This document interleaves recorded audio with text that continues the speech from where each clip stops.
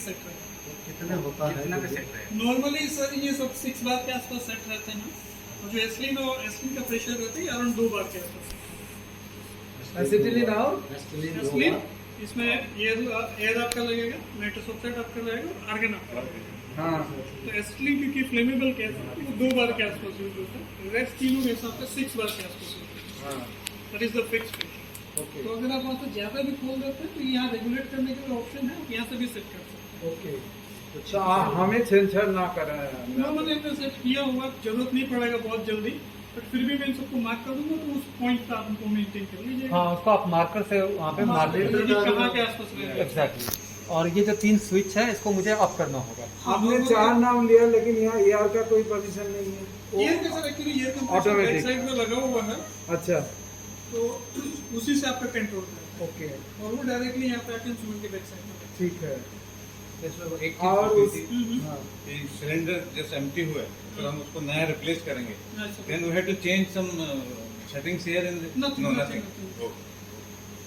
Basically, दूसरा पॉइंट है कि हमारे पास ग्राफाइट फर्नेस वाला भी है, फ्लेम वाला, और हमेशा हम फ्लेम में चलाएंगे सपोज, तो क्या सारे गैस ऑन करना है?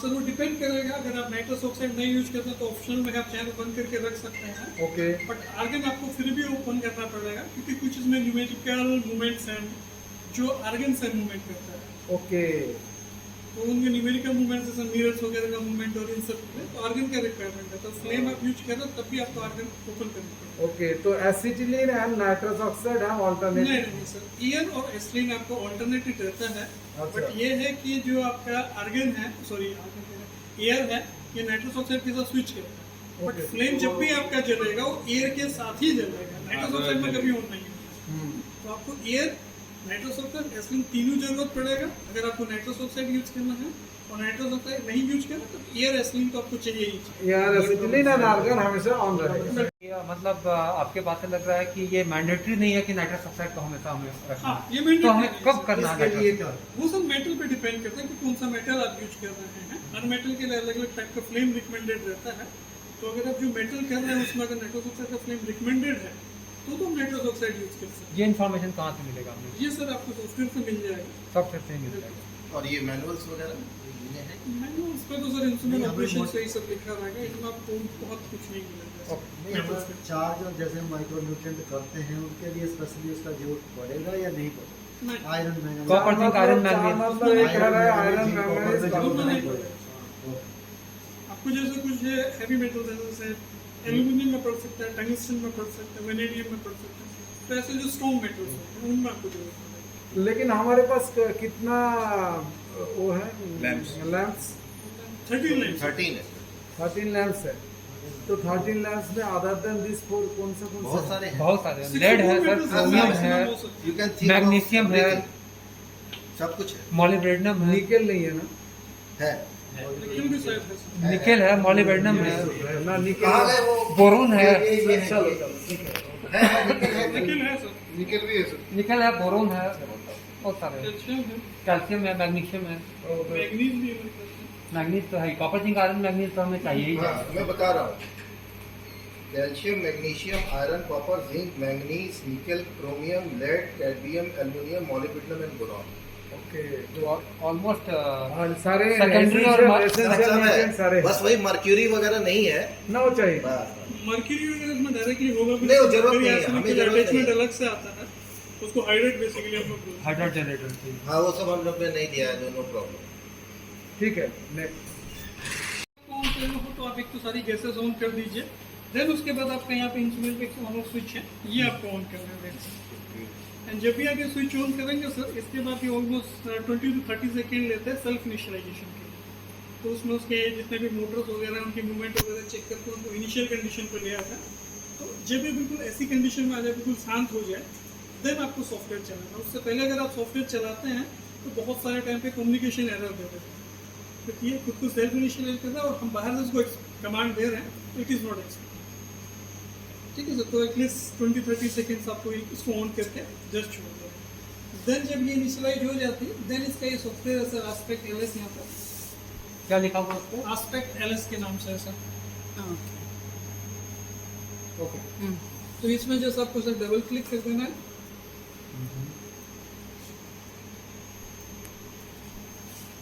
तो ये इसका मेन विंडो आ जाता है सर। इसमें जैसे अगर आप ऑपरेटर नेम देना चाहते हैं या लैब नेम वगैरह देना चाहते हैं, ये आप मैनुअली एंटर कर सकते हैं। ओके अंदर इसके बाद यहाँ पे आपको टेक्निक सेलेक्ट करना है कि अगर आप फ्लेम रन करना चाहते हैं कि ग्रेफाइट रन करना चाहते हैं। ठीक है।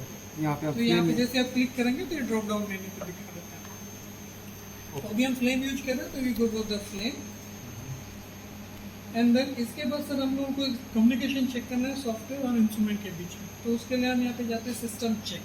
इससे हमें पता चलेगा कि सिस्टम रेडी भी है कि नहीं है for the analysis purpose. Okay तो आप जैसे सिस्टम चेक पे यहाँ पे क्लिक करेंगे तो ऑटोमेटिकली इसको इनिशियलाइज करता है। लेकिन इसमें कौन कौन से लैंप लगे हुए हैं, जो भी लगे हुए हैं, तो उनकी ये सारी की सारी नंबर्स यहाँ पर है। तो उसको ऑलमोस्ट 1 से 1.5 मिनट लगता है सेल्फ चेकिंग करने में, क्योंकि ये एक एक लैंप को इनिशियलाइज करके देखता है। और इसमें एक अंदर से RFID सेंसर लगा हुआ है जो लैंप्स के एलिमेंट्स को ऑटोमेटिकली रीड कर लेते हैं कि कौन सा लैंप आपने रखा है।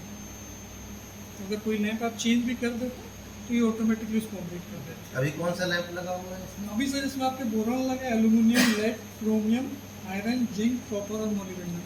8 लैम्प्स होते हैं। अच्छा, ये ऊपर लाल लाल क्या आ रहा है? लाल कलर का आपके पास ऑटो सैंपलर होता है तो ऑटो सैंपलर से कम्युनिकेट करता है। तो ऑटो सैंपलर है नहीं फ्लेम का हमारे पास, दैट्स व्हाई वो दिखा रहा है कि ये नहीं कनेक्टेड है। तो उसमें कुछ एरर आएगा या कुछ नहीं रहेगा तो ये ऑटो सैम्पलर अपना सिर्फ ग्रेफाइट से है। सिर्फ ग्रेफाइट। क्या इसका ऑटो सैम्पलर फ्लेम का अलग आता है क्या? Yes sir. ओके, ये मुझे पता नहीं था। नहीं कोई बात नहीं। प्रेफरेंस हम इसको देते हैं। मेरे को लगता है कि जो इसका फ्लेम ऑटो सैंपलर है ना वो ज़्यादा टाइम लगाता है लेदर देन मेट्रो। फिर उसमें ऑटो सैंपलर के मूवमेंट और उन सब चीज़ों पे टाइम जो elements- जल्दी जल्दी कर सकते हैं। जो एलिमेंट्स हम लोग नॉर्मली फ्लेम में कर लेते हैं, अगर उनको भी हम ग्रेफाइट में ही करने चाहें कर सकते हैं सर। बट ये है कि जो फ्लेम आपका काम करेगा PPM में काम करेगा, वही चीज़ आपको ग्रेफाइट में करनी है, यूरो ऑन द PPM। तो उससे 1000 टाइम और लोअर आप काम कर सकते हैं। उसको डायल्यूट ज़्यादा करना पड़ेगा। ज़्यादा और जो सैंपल आप एनालिसिस करेंगे उसको भी आपको डाइल्यूट करना पड़ेगा। बाद में डाइल्यूशन फैक्टर से जब मल्टीप्लाई करेंगे तो आपकी वैल्यू में भी बहुत वेरिएशन आएगा। तो अगर PPM में है कोई एलिमेंट तो दैट मींस ग्रेफाइट आपको कैन फ्लेम नॉट बी नहीं यूज्ड। या definitely sir graphite can not नहीं बी कर यूज्ड। क्योंकि वो सेचुरेशन हो जाएगा ना सर, उसमें जो उसकी एब्जॉर्बेंस है दैट सेचुरेटेड, तो उसमें आपको कुछ भी आउटपुट नहीं मिलेगा। संजय जी, आपने कहा कि फ्लेम में भी हमें आर्गन को On करना है। ऑन रखना है, तो क्या कंजम्पशन गैस में अंतर नहीं, होगा? कंजम्पशन नहीं होगा सर उसका। अगर आप कुछ ऐसा कमांड दे देते हैं जिसमें किसी मिरर के मूवमेंट की जरूरत है, ओके, तो देन उस टाइम पे वो आर्गन का रिक्वायर करेगा। ओके, अदरवाइज अगर आप आर्गन ऑन नहीं करते हैं तो जैसे ही आप इंस्ट्रूमेंट ऑन करेंगे आपको एक एरर मैसेज देगा कि आर्गन का प्रेशर सफिशिएंट नहीं है। ओके, तो ऑन रखना है उसको आर्गन। ऑन कर दीजिए, चाहे तो एक बार ऑन करके लाइन लेकिन जब ग्रेफाइट चलाएंगे फर्नेस तो आर्गन कंजम्पशन होगा। सिर्फ आर्गन ही ऑन करना है, बाकी किसी की जरूरत नहीं है उसको। अच्छा, ग्रेफाइट ग्रेफाइट सिर्फ में आर्गन यूज। ऑर्गन ग्रेफाइट में केवल आर्गन का यूज। यस सर, उसमें बाकी किसी गैस की आपको कोई जरूरत नहीं। स्किप टू क्विक स्टार्ट, बाकी कुछ चेक नहीं करना, सीधा मुझे सॉफ्टवेयर ऑन करना है, कहने का मतलब ये है। तो अभी हमारा सिस्टम परफेक्ट है, ये हमें कैसे पता चल रहा है? ये सब जैसे आप ये ग्रीन से पता चल रहा ये है। ग्रीन लाइन आपका कंप्लीट हो जाता है हाँ, तो इट मींस ठीक। तो यहाँ पे स्किप टू क्विक स्टार्ट कर दीजिए, तो ये आप इसकी मेन विंडो में आ जाते हैं। अब इसके जितने भी ऑपरेशन है या जो कुछ भी करना है ये सारा हम इसे ऑपरेट कर रहे हैं। ठीक है सर। तो जैसे जो इंस्ट्रूमेंट है सर, इसमें जो आपके सारे लैंप्स लगे हुए हैं, ये सारे लैंप आपको यहाँ लगाने पड़ेंगे। ये आपके CL लैंप्स यहाँ लगे हुए हैं। ठीक है सर, ये ऑटो फोकस होके इस तरीके से अलाइन हो जाते हैं। ये आपका फ्लेम वाला पोर्शन है, तो वही लाइट भी यहाँ से पास होकर जाती है, देन ये डिटेक्टर को चली जाती है। ये लैंप को निकाल के एक बार फिर से लगाएंगे? आप सर बंद करके लगा लेंगे क्योंकि अभी मशीन ऑन ठीक है, तो ऑन में एटलीस्ट ये नहीं ठीक करना है। चाहिए। मैं देख लूँ कैसे लगा। बंद कर दीजिए। तो ये आपका आ गया सर। और जैसे अब आपको कोई भी मेटल एनालिसिस करना है, फर्स्ट ऑफ ऑल आपको जो मेटल एनालिसिस करना है उसके लैंप को ग्लो करवाना पड़ेगा। ओके, ठीक है सर, तभी आपका एनालिसिस स्टार्ट हो सकता है। तो इसमें लैंप रिलेटेड जो भी पैरामीटर हैं वो हम लोग सेट कर सकते हैं सर स्पेक्ट्रोमीटर में।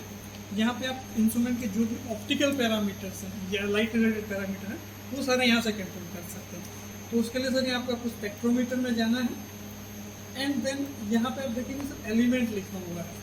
इस एलिमेंट में आप क्लिक करेंगे तो आपके पास पूरा पीरियोडिक टेबल आ जाएगा। इसमें जो आपको बोर्ड में दिखाई दे रहे हैं ये सिर्फ लैंप आपके लगे हुए हैं, जो हाइड है वो लैंप अभी लगे हुए हैं। तो आपको इन्हीं में से कोई एक लैम्प सेलेक्ट करना पड़ेगा जो भी आप एनालिसिस करना है। जैसे अभी हमारा स्टैंडर्ड कॉपर के बने, तो we go for the copper, और कॉपर में क्लिक कर देंगे। तो जैसे आप मेटल में क्लिक करेंगे तो यहाँ पे आप देखेंगे बहुत सारी लाइन आ जाती है उसमें। तो हम लोगों को जो भी एनालिसिस करना है वो हम लोगों को करना है उसकी प्राइमरी रेंज, यहाँ पे P लिखा रहेगा, ये 100% सेंसिटिव प्राइमरी रेंज में। प्राइमरी लाइन बेसिकली हर मेटल की अलग अलग लाइन्स होती हैं जहाँ पे वो मैक्सिमम मतलब एब्जॉर्बेंस दिखा सकता है। उनमें से कोई एक ऐसी लाइन होती है जहाँ पे वो मैक्सिमम दिखाता है, फिर एक सेकेंडरी लाइन होता है जहाँ पे थोड़ा उससे कम सेंसिटिव रहता है। तो ऐसी उसकी बहुत सारी लाइन्स रहती है अलग अलग मेटल। तो जो हम लोग को बेसिकली काम करना है वो प्राइमरी लाइन पे करना है जहाँ पे उसकी एब्जॉर्बेंस सबसे मैक्सिमम है, ताकि हम सबसे लोअर साइड में भी काम कर सकें। ठीक है सर, तो हम लोगों को ये जिसमें लाइन में P लिखा रहेगा या 100% सेंसिटिव जो लिखा रहेगा उसको सेलेक्ट करना है। तो ऐसे ही जैसे कॉपर का अगर देखेंगे तो ये सेकेंडरी लाइन है, बट ये 50% सेंसिटिव है। यहाँ पे आपका सेंसिटिविटी थोड़ी कम हो जाएगी। एलिमेंट के बाद वी सेलेक्ट द मेटल, थोड़ी धीमी गति से चलिएगा। इसके बाद जो डिफरेंट इसकी लाइन्स आ जाती है, इसमें से जो प्राइमरी लाइन है वी सेलेक्ट। तो उसके बाद इसको सर आपको ओके कर देना है। ठीक है सर, तो ये ऑटोमेटिकली आप देखेंगे यहाँ पे ये स्लिट और ये जो करंट वगैरह रहता है ये सारी चीज़ें आ जाती हैं। तो इसमें चाहे तो जैसे हम इसमें क्या करना है बता दें, इसमें जो लाइन है बेसिकली इसमें एक लैंप यूज होता है बैकग्राउंड करेक्शन के लिए, ड्यूटेरियम लाइट। तो बेसिकली 250 नैनोमीटर या उससे कम है तो आप चाहें तो यूज कर सकते हैं उसको बैकग्राउंड करेक्शन के लिए, अदरवाइज इसकी इतनी रिक्वायरमेंट नहीं है। 250 बताए, 250 के आसपास। ठीक है सर, तो यहाँ से मैं ये बैकग्राउंड करेक्शन हटा देता हूँ, इसको नो बैकग्राउंड कर सकते हैं। नहीं, लेकिन ऐसा क्यों अगर आप चाहें तो इसको बैकग्राउंड करेक्शन इम्पोर्टेंट है ना। इम्पोर्टेंट है सर, बिल्कुल इम्पोर्टेंट है। बट जो ड्यूटेरियम लाइट होती है ये 190 से लेके 300 नैनोमीटर तक मैक्सिमम आती है। ओके, और वैसे भी इसकी कॉर्नर पे इंटेंसिटी इतनी कम हो जाती है कि इसका कोई बहुत ज़्यादा इफेक्ट आता नहीं है। और जो 320 है उससे हायर में रहता है ये विजिबल रेंज है, तो यहाँ यूवी लाइट से इतना भी इम्पैक्ट आपको आना नहीं है। इसीलिए इसको चाहे तो आप हटा सकते हैं, प्रॉपर नॉर्मली विजिबल उसमें भी ऑफ करते हैं हाँ ना। प्रॉपर इसके विजिबल। ग्रेफाइट में कौन सा लगा है? ग्रेफाइट में जीमेन बैकग्राउंड। जीमेन लगा है। तो यहाँ से हमने बैकग्राउंड हटा दिया सर। देन इसके बाद जब तक हम इसको सेट नहीं करेंगे तब तक आपका लैंप ग्लो नहीं करेगा। अच्छा, उसके बाद सेट करना है। इसके बाद जैसे ही आप यहाँ सेट में क्लिक करेंगे तो ऑटोमेटिकली वो लैंप टर्नेट से लैंप को घुमा के उसकी पोजीशन पे ले आएगा, ग्लो करवा देगा। फिलहाल कंटिन्यू कर देता हूँ। सेट नहीं करते अगर तो इसने कॉपर को क्यों दिखाया पहले? नहीं, कॉपर को दिखाएगा, लेकिन अगर आप सेट नहीं करेंगे लैंप आपका ग्लो नहीं करेगा। आप जैसे ही ये बंद करेंगे window, copper automatically lamp on कर। हाँ, सेट करने का मतलब ये जो पैरामीटर हमने सॉफ्टवेयर ने सेट किए we set to the instrument कि आपको ये परफॉर्म करना है। ठीक है सर, तो ये अगर ये ग्रीन आ जाता है इसका मतलब आपका लैंप वगैरह सेट हो चुका है, सारी चीज़ें ओके हैं, you can go for the analysis. But अगर किसी वजह से रेड आता है तो वी कैन आइडेंटिफाई कि क्या प्रॉब्लम हो सकता है, लैंप चल रहा है कि नहीं चल रहा ये ग्रीन आ जाएगा क्या? है। हाँ, ये ग्रीन आना चाहिए। ओके, ठीक है सर, तो देन इसको हम यहाँ क्लोज कर सकते हैं। तो ये हो गया सर आपका ऑप्टिकल पैरामीटर कि आपने लैंप लोड कर दिया, जो मेटल आप एनालिसिस करना चाहिए। देन इसके बाद सर हम लोगों को एक मेथड क्रिएट करना पड़ेगा कि हमने कॉपर एनालिसिस किया, कॉपर का कैलिब्रेशन हम क्या क्या स्टैंडर्ड यूज करेंगे। तो उसके लिए जो चीज़ यूज करेंगे तो उसके लिए हम लोग एक मेथड क्रिएट करते हैं। तो उसके लिए हम लोग की मेथड विंडो में जाना पड़ेगा। तो मेथड में जैसे आप क्लिक करेंगे सर ये विंडो आ जाता है मेथड का।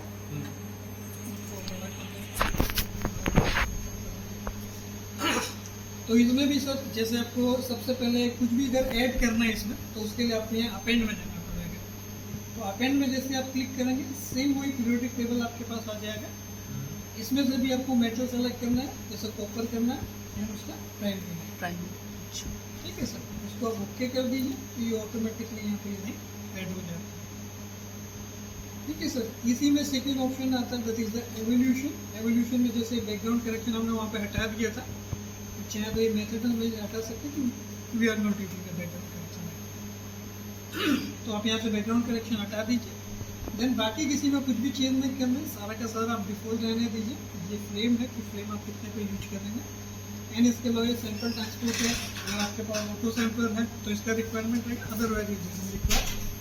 देन इसके बाद डायरेक्टली जो तीसरा विंडो आता है that is cali, basically calibration. Calibration में जब जैसे आता है तो यहाँ कैलिब्रेशन मोड आप देखेंगे। कि नो मोड लिखा हो, नो कैलिब्रेशन लिखा हो, तो इसको हमने हटा के स्टैंडर्ड कैलिब्रेशन करना है। ये जैसे आप स्टैंडर्ड कैलिब्रेशन यहाँ पे करेंगे तो ये कंसंट्रेशन वाला बटन देखेंगे ऑटोमेटिकली एक्टिव हो जाएगा। आप नो करेंगे तो ये हाइड रहता है, और अगर आप इसको स्टैंडर्ड कैलिब्रेशन कर देंगे तो ये कॉन्सेंट्रेशन। देन आप ये कंसंट्रेशन पे क्लिक करेंगे तो यहाँ पे आप डिफाइन कर सकते हैं कि आप कौन कौन से कंसंट्रेशन यूज करते हैं फॉर द कैलिब्रेशन। तो जैसे इसमें एक आपका एटलीस्ट कैल 0 रहेगा, ब्लैंक सॉल्यूशन रहेगा, और उसके बाद जितने भी नंबर ऑफ स्टैंडर्ड आप यूज करना वो ऐड करने हैं। ऐड कर सकते हैं। और यहाँ पे इन सब के आपको नॉमिनल वैल्यूज भी डिफाइन करनी पड़ेगी कि कितना कितना पीपीएम आपने क्रिएट किया होगा। मेरे ख्याल से जो आपने किया हुआ है 0 है, 0.2 है, 0.5 है, 2 तक है मैक्सिमम। ये जो भी आपने कंसंट्रेशन बनाए ये सारी की सारी आपको यहाँ पे हीट करनी देन इसको आप यहाँ पे ओके कर दीजिए, तो ये विंडो आपका हाइड हो जाएगा। एंड इसके बाद इसी के बाद एक विंडो आता है दैट इज द स्टैटिस्टिक्स। यहाँ पे आप रिपीटेशन सेट कर सकते हैं कि सेम सैंपल पे कितने रिपीटेशन आपको लगेंगे। ओके। ठीक है, तो जैसे यहाँ पे डिफॉल्टली 3 रहता है, तो अगर आप चाहें तो इसको बढ़ा भी सकते हैं, कम। ऑफ टू यू है, चाहे तो इसको कम भी कर सकते हैं। अगर सैंपल क्वांटिटी कम है तो आप इसको कम भी कर सकते हैं। डिफॉल्टली मतलब रेपिटेशन मतलब ये हुआ कि वो 3 बार करके उसकी एवरेज वैल्यू दे। उसकी मीन वैल्यू है। ओके, ये हम जो अभी कर रहे हैं ये स्टैंडर्डाइज कर रहे हैं उसके लिए है, ना कि हाँ। सैंपल रन करने के लिए। बहुत सिमिलर है सर, क्योंकि जब तक आप इंस्ट्रूमेंट मतलब इंस्ट्रूमेंट बेसिकली करता क्या सर, क्योंकि इसको पीपीएम तो समझ में आते नहीं है। ये बेसिकली क्या करता है, नोट कंसंट्रेशन के रेस्पेक्ट में इलेक्ट्रिकल सिग्नल मेजर करता है, और बाद में जैसे उसको रिवर्स करता है, जो भी एब्जॉर्ब मतलब इलेक्ट्रिकल सिग्नल या एब्जॉर्बेंस जो हम इसको बोलते हैं, उसको कन्वर्ट करते हैं कितने पीपीएम के रेस्पेक्ट में। ना वो तो सब ठीक है। वही हम प्रोसेस को कैलिब्रेट।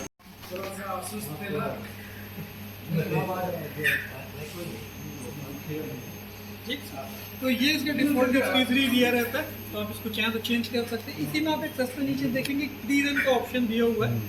3 रन का मीनिंग ये है सर कि जैसे कई बार क्या होता है कि जैसे ट्यूबिंग लाइन लंबी रहती है, तो इसमें हो सकता है जो पहली रीडिंग है या उसमें मतलब प्रॉपर आरएसडी वगैरह ठीक ना है, तो हम एक प्री रन अगर इसमें दे देते हैं तो प्री रन का मतलब हो गया कि जो फर्स्ट रीडिंग लेगा उसको ये मीन में कंसीडर नहीं करेगा। तो टोटल मिला के 3+1 यानी 4 रीडिंग्स लेगा ये पर सैंपल के लिए, और बाद की 3 का ही मीन निकालेगा फर्स्ट का नहीं ठीक ठीक है सर, तो वो चाहे तो आप ऐड कर सकते हैं, बट अगर आपको लगता है कि इसकी रिक्वायरमेंट नहीं, आप चाहे तो हटा भी सकते हैं।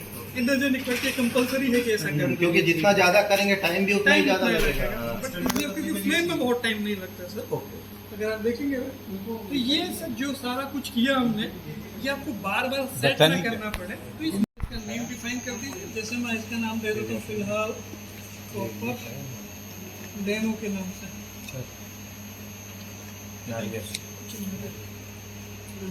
नारियल तो सर थैंक यू सर। करना हो सेम कंसंट्रेशन आपको रखनी है, तो आप कोई मेथड में इतना सब कुछ नहीं करना है, आप सीधा का सीधा मेथड में आएंगे या ओपन में आइए, यहाँ पे आपके सारे मेथड आ जाएंगे, आप उसको यहाँ से सेलेक्ट करिए, ओके करिए, और आपका मेथड डायरेक्टली लोड हो जाएगा। हम आपको बार बार ये सारा एक्सरसाइज बार बार करने की जरूरत है, एक बार ये करके स्टोर कर सकते हैं। This is the main goal. Store तो कर लेंगे, बट मान लीजिए हमको कैलिब्रेशन दोबारा करना है हमको हाँ, अगर कैलिब्रेशन में सेम कंसंट्रेशन यूज करना है तो सेम मेथड पे यूज कर सकते हैं। अगर आपको कुछ ओके चेंज करना है ओके ओके तो मेथड लोड करने के बाद कंसंट्रेशन चेंज कर सकते हैं। उसमें मैन्युअली डालेंगे। नहीं, मेरा मतलब ये है। एग्री करता है सर, लेकिन ये है कि जैसा जैसा सिलेंडर आपका खाली होता जाएगा, गैस का क्वालिटी भी थोड़ा चेंज हो जाता है, तो लोअर साइड में आपको थोड़ा बहुत हो सकता है रिकवरी ठीक ना मिले, तो आपको रिकैलिब्रेशन भी करना पड़ता है। आपको या तो आइदर ये कि आप फिर से पूरा मेथड क्रिएट करें, या एक बार पिछला मेथड लोड करके डायरेक्टली कैलिब्रेशन करें। हाँ वो ठीक है, आपको एक्सरसाइज बच बट जाए। कैलिब्रेशन करने का बचा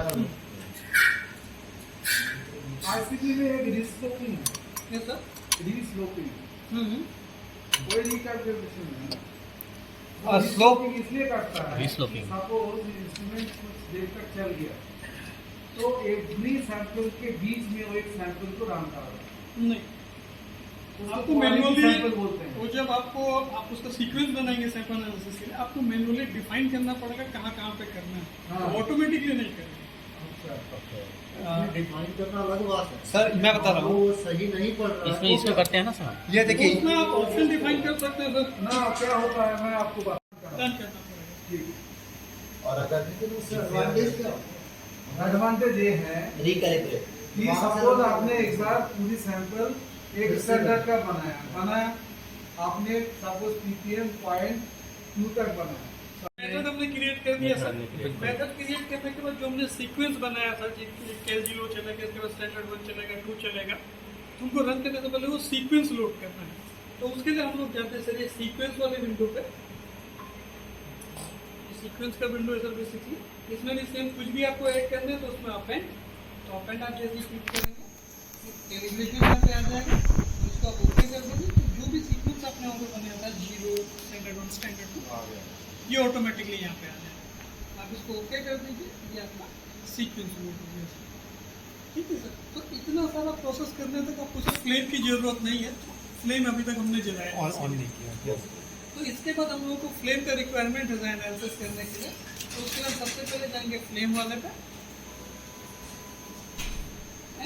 फ्लेम पे आके अगर आपको फ्लेम जलाना है, you go for the ignite flame.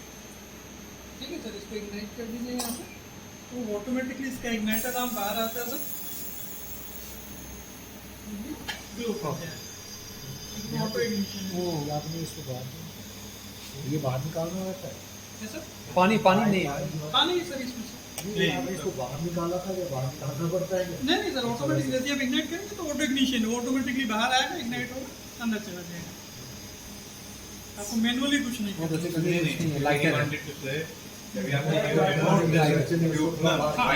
igniting the flame. Flame basically sometime क्या होता है कि ऐसे जो स्टार्टिंग पे आती है वाटर कंटेंट के साथ मिलके उसकी फ्लेमेबिलिटी थोड़ी कम हो जाती है। उस टाइम पे So, क्या as a है, precautionary, we should remove.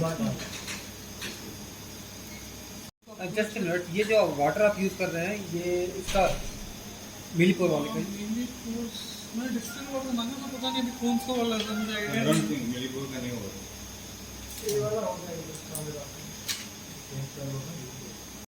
ये आपने कर दिया, फ्लेम इग्नाइट कर दिया। इग्नाइट हो गया। अब हमको इस सीक्वेंस रन करना है तो टॉप मोस्ट कॉर्नर में ग्रीन बटन बनाओ, रन सीक्वेंस को। अच्छे से हाँ, दोबारा होगी।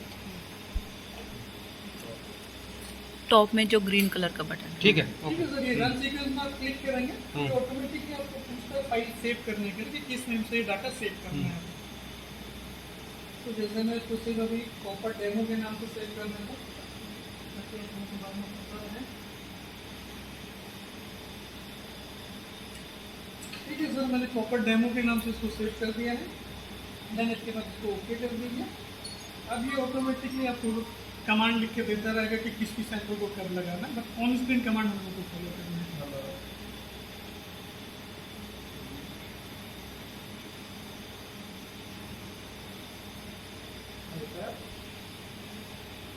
तो इनमें जो वॉश सॉल्यूशन, तो ये हमारा वाटर ही बेसिकली वॉश सॉल्यूशन है। इसको ओके कर देते हैं।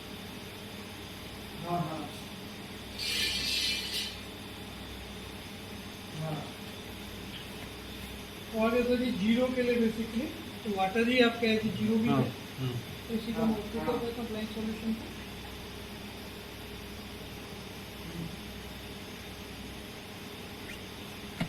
तो बेसिकली ब्लैंक है ना। ये सर ब्लैंक है basically। अब यहाँ पे आप देखेंगे ना इसके 3 अलग अलग वैल्यूज लिख के आ जाएंगे, तो इनका मीन निकाल के यहाँ पे रहता है। क्या आया? अदर के जो 0.0035 लाइक दैट, तो ब्लैंक है basically. Triple zero. Triple zero. तो इसके बाद जैसे फिर से वॉश के लिए आ रहा है सर, ओके कर दीजिए। बट इसकी यूनिट पीपीएम है ना इस समय। फिर से बात हर सेक्टर के बाद बात लेते हैं। ठीक है सर, ये आपको 0.2 वाला है बेसिकली। 0.2 वाला लेंगे सर। Then इसको ओके कर दीजिए इसके बाद।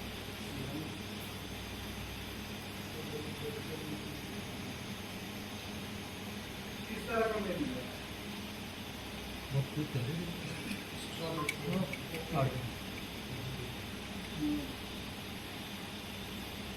अच्छा, वो 3 रीडिंग ले रही है। 3 इसके बाद फिर से वॉश।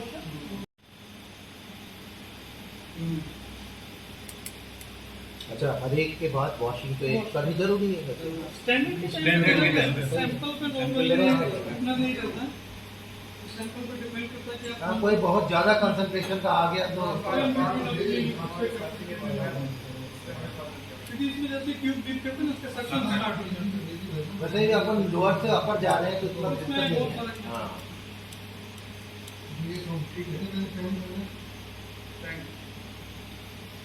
हाँ, मेरा ईमेल हैक का बारे में बात कर रहा है।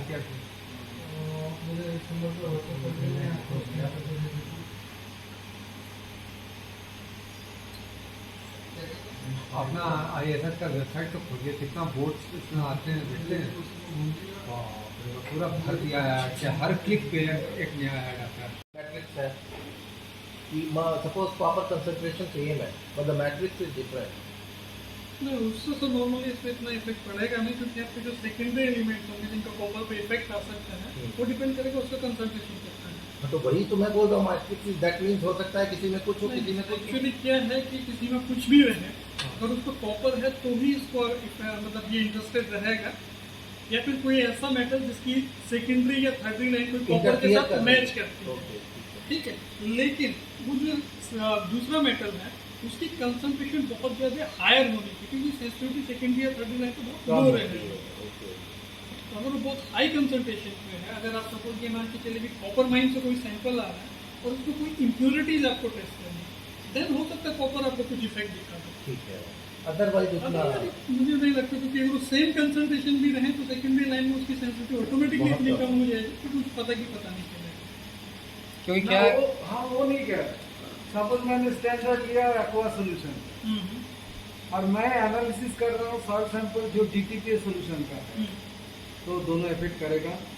सपोज मैं स्टैंडर्ड DTPA में ही बनाता और एक्वास में बनाता, क्या वो दो डिफरेंट रिजल्ट देगा? ये सर करके देखना पड़ेगा हमको भी इतना लेकिन idea सर नहीं है। रिकमेंडेड तो ये है कि आपका सेम हो रहा है। एग्जैक्टली हम लोग तो केमिस्ट्री में आते कि matrix should not go matrix को आपको एलिमिनेट करना है, सेम मैट्रिक्स नहीं बनना चाहिए स्टैंडर्ड की आपका।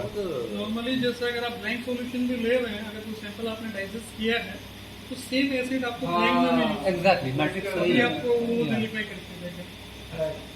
कंप्लीट हो गया सर, आपका कैलिब्रेशन अगर कैलिब्रेशन में आएंगे तो आपको डायरेक्टली पूरा कैलिब्रेशन भी दिखा कैसा स्टैंडर्ड बनाया खुशबू ने? हाँ ठीक है सर। कितना और इस पर कितना है? आप पैरामीटर में जाएंगे तो आपको पता चल जाएगा, जैसे 995 999 होना चाहिए। बहुत कम है। 995 कम है सर। 995 है ना, ठीक है 0.995 है। एक सेकंड ये लाइन 3 क्यों दिख रही है? इसका सेंसिटिविटी कितना है? लाइन थोड़ा सा तो ये है। ये 3 लाइन क्यों दिख रही है? नहीं नहीं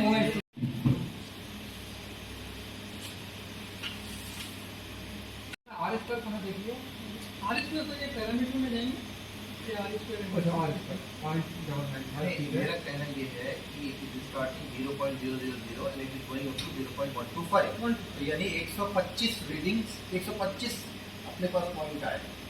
0.001 के मल्टीपल में दे रहा है। नहीं सर, आपके पास जो पॉइंट है 1 2 ना वो मैं नहीं बोल रहा हूँ। ये जैसे 0.001 के मल्टीपल में चेंज हो रहा है ना, ये रीडिंग 0.000 के बाद सेकंड रीडिंग कौन सी होगी? मान लो 0.000 से जो जस्ट बड़ी रीडिंग है वो कौन सी होगी, ये मैं पूछता हूँ। हाँ सब कुछ भी हो सकते हैं, नहीं प्लेस कर लेंगे तो 0.001 उसके बाद 7 0 फिर 9 होगा। हो सकता है, मतलब नहीं, सेकंड रीडिंग सिंपली ये बताइए, ये डिपेंड करता है सर। ये y-x की जो वैल्यू है ये हाँ। क्या है?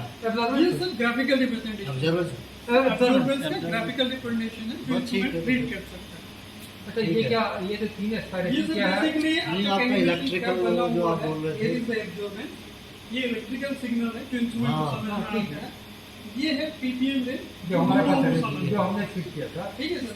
अभी इसने क्या किया हुआ है कि नॉन कंसंट्रेशन के बिहाफ पे एब्जॉर्बेंस का एक कैलिब्रेशन कर्व बनाया है, ठीक है सर।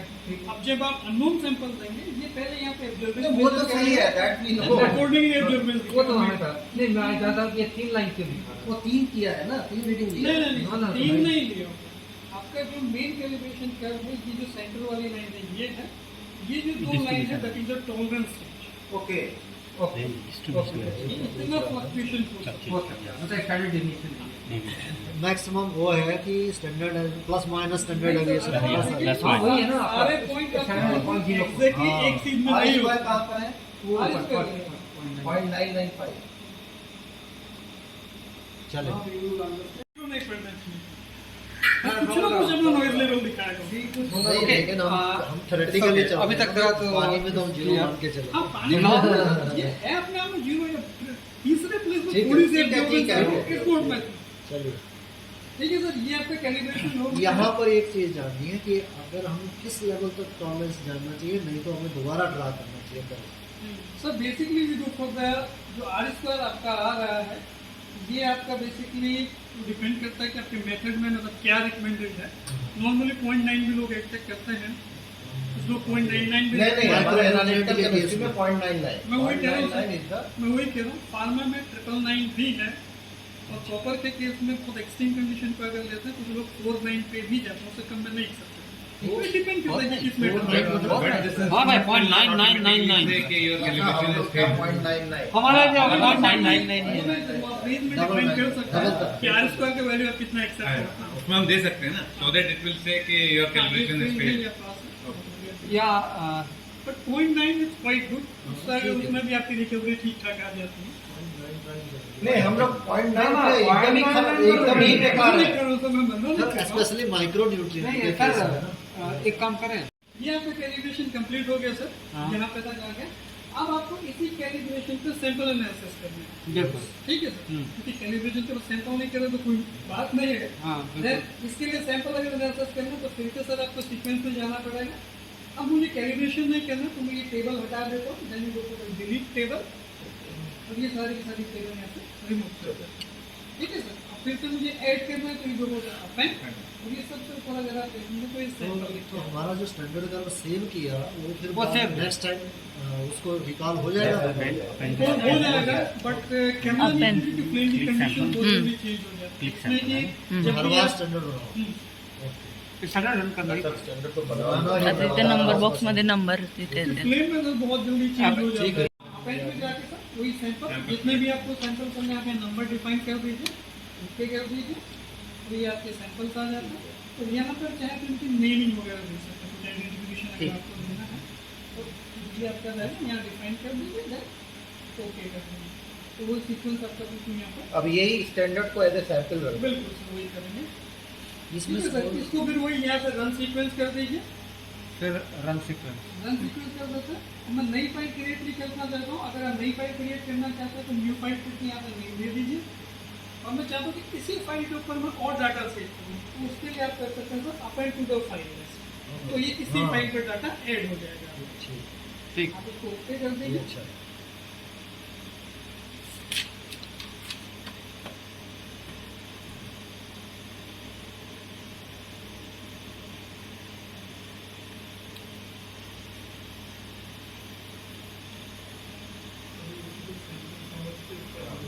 और रैंडमली आप कोई सा एक लगा दीजिए सर।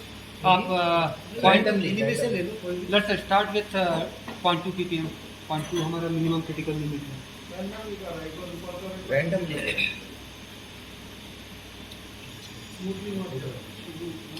वो तो मशीन लर्निंग है तो थोड़ी पकड़ पाएगा कि हम उसको क्या दे रहे हैं, वो तो जो आएगा वैल्यू वही देगा। हाँ 0.2 के बाद दे देना 2 ppm सैंपल आपके रैंडम में होते हैं। सैंपल डाला हाँ 0.2 ppm.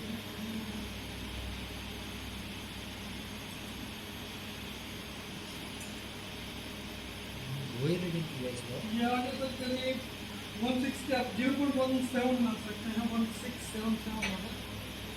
1677.2 का क्या था original? 0.2 तो ये तो अंतर है। काफी अंतर। और दूसरों को अपर corner lower corner always very करेंगे। हाँ नहीं मिड वाला ले लो। तो फिर भी 5% से ज़्यादा नहीं वैरी करना। नहीं सर, इसमें तो कम से कम 10%, कम से कम 10%। लोअर 10% बहुत हो गया। तो आए हैं ना, इसका मतलब तो फिर बाद में और ज्यादा अपर एंड लोअर कौन सा? अब मिड तो मेधा परीक्षा में हम लोग लिया। हमारा मेधा पर ये तो अपना 70,000 का इंस्ट्रूमेंट है, उसमें इससे अच्छा और रहा। फिर ये लोग बोलते हैं कि ये तो बताओ हैं? ये वाला मुंह वही तो देखते मैं रहे। देख रहा था। ये वाला करने के बाद होता है कि हर तो सारा सही आ गया, एक के बाद एक। अभी चल रहा 465 .465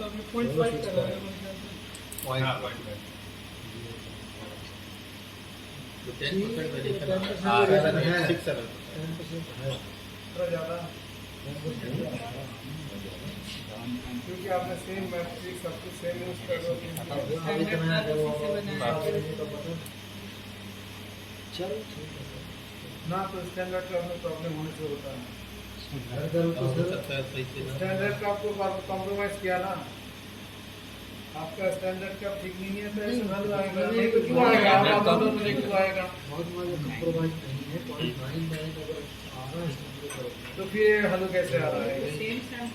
फिर ये क्यों आ रहा है? क्योंकि वहाँ जो बी वैल्यू की आप बात कर रहे हो ना, वो अफेक्ट करने में, जब बी वैल्यू 0 होगा तो आपका 0.99 अगर